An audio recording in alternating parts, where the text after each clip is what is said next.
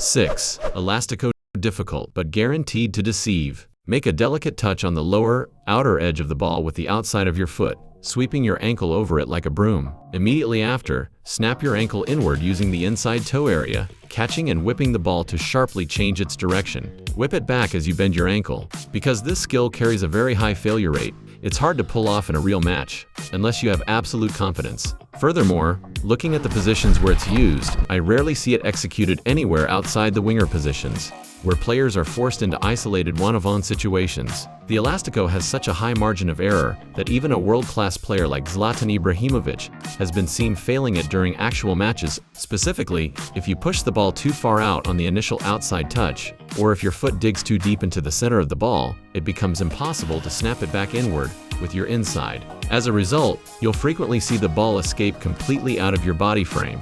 Just like you see now, the execution depends heavily on ankle flexibility. The more flexible your ankle, the cleaner the execution.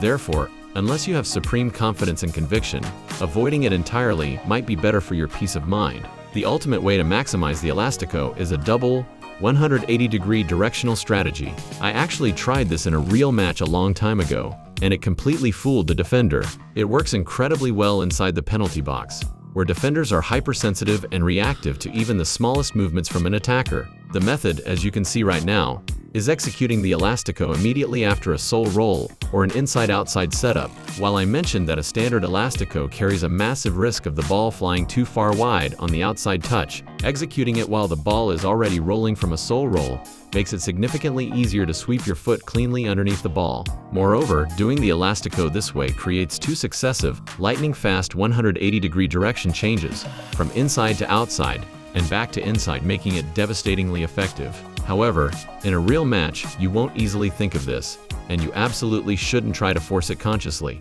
To make it natural, an immense amount of practice is required.